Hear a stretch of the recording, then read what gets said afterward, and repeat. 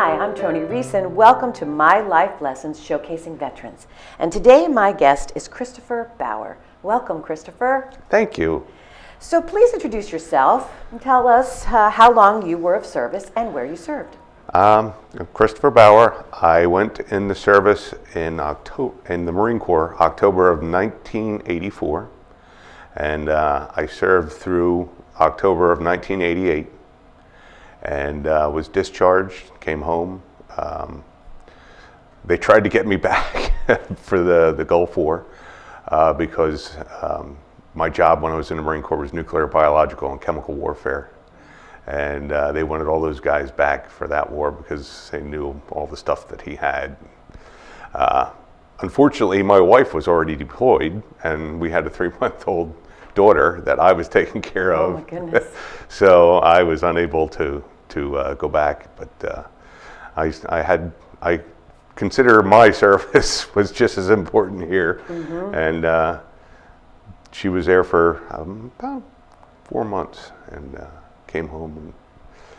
But when I was in, I went to Parris Island, and then I went from there to school on an Army base, Fort McClellan, Alabama.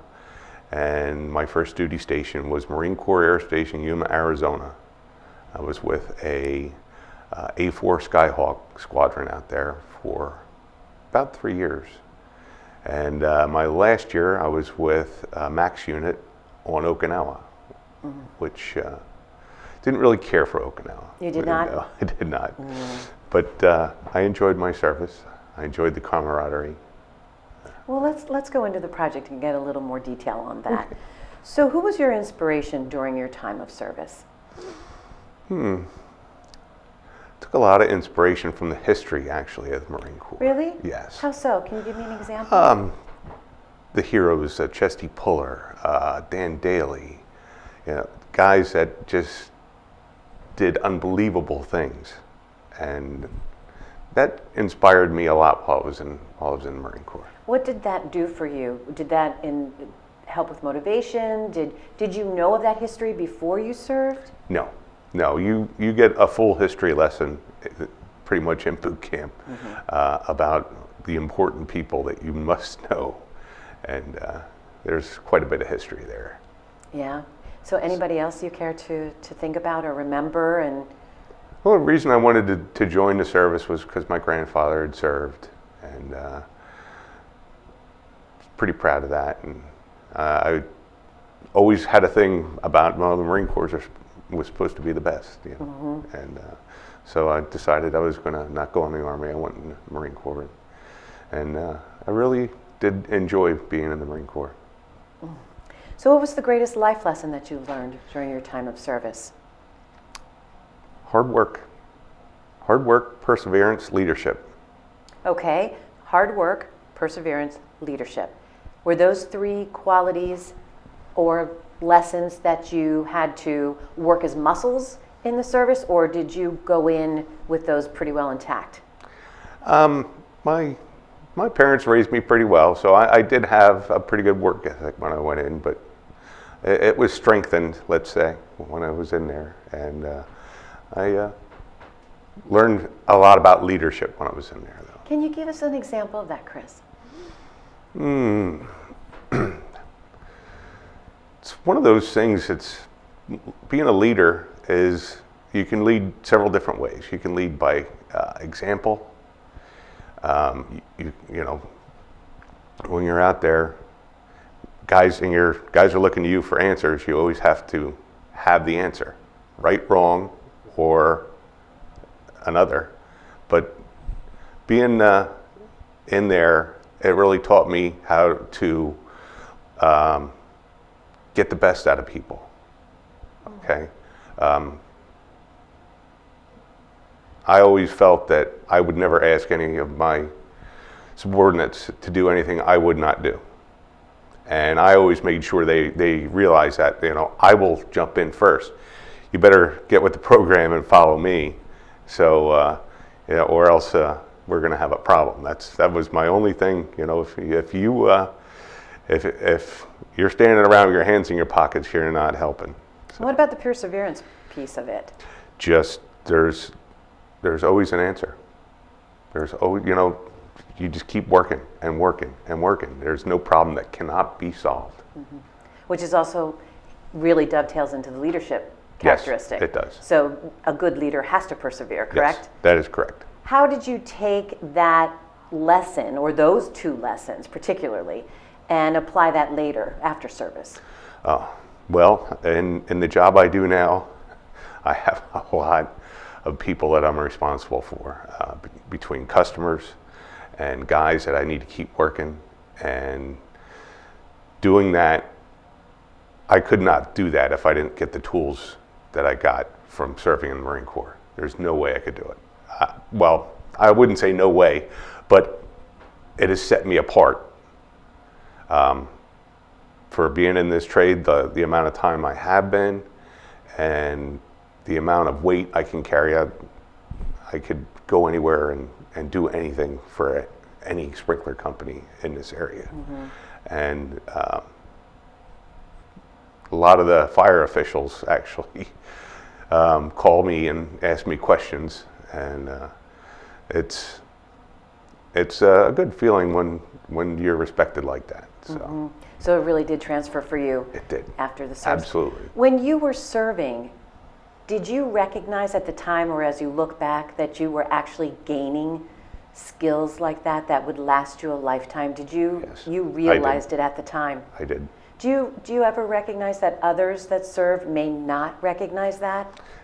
It's possible. Different people get different things out of it. Mm-hmm. And if you think you made a mistake when you went in, and which does happen, unfortunate, but it does. I think it really is. It's one of those things they say, you get out of it what you put into it. Mm-hmm. So if you're just going through the motions, not throwing everything you have into what you're doing, you're not going to have a very rewarding experience. Mm-hmm. So. And that worked for you. That mindset worked for you while you were serving, and also works for you today? Yes. Mm. Do you get to teach that and pay that forward? I do. With young kids coming out today, if you better be paying attention when I'm talking. What happens if they don't? Then you're not going to last. That's what I tell them. You pay attention. You're learning life lessons here. Mm. How did your service and experiences ultimately affect your life? It made me pretty much the man I am, and gave me a lot of insight into the way the world works. One of the things I did not like about the service is people who play the politics game. Who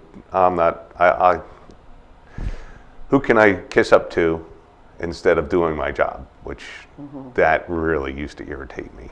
Mm-hmm. But you see it, it's unfortunate, and it's throughout life. It's everywhere. And I really learned to recognize it early. So you can see it coming. Yeah. So you said it shaped you. Can you give an example? People that are watching your interview right now and say that it shaped you to be the man who you are, what do you think the ultimate takeaway was for you? The ultimate takeaway for me was, as I said, the leadership skills that I got, and I'm very proud of my service. I did not serve during a war, but I was a peacetime veteran. Mm-hmm. But it was a life experience. It really was, 100%. Like, you can't, unless you've done it. It's hard, kind of hard to explain to somebody. It builds a bond. I have friends that I still keep in contact with, and my roommate from Yuma. He lives actually in Phoenix, and we, through social media makes that a lot easier today. Mm-hmm. That you can keep in touch with those guys, but we get together and it's like we were never apart. Sounds like there's such a sense of loyalty as well. There is. There is. There's. It's a bond that never breaks. Once you've served together like that, it's a bond that never breaks. Chris, what does honor mean to you? Honor means always doing the right thing, even when it's not popular, even when it doesn't benefit you at all. Always do the right thing, always. How do you know it's the right thing? You learn. Always, what I mean by always do the right thing, always own everything that you do. You want to always be truthful. You want to always be upfront with people. That's what honor means to me. Did you have a high sense of that going into the military, or was that Yes. deepened as you were there? It deepened as I was there. It did. It really did. Freedom. What does freedom mean to you? Freedom. Freedom means the ability to go about our lives, and it's paid for by the blood of men and women that make the ultimate sacrifice for our country. Some of us need to remember that. We all need to remember that. We all need to remember that. We wouldn't be here today without some people. Christopher Bower, thank you so much for your service. Thank you so much for showing up for this very important and privileged project that we're doing. Thank you. You're welcome. Thank you. Thank you.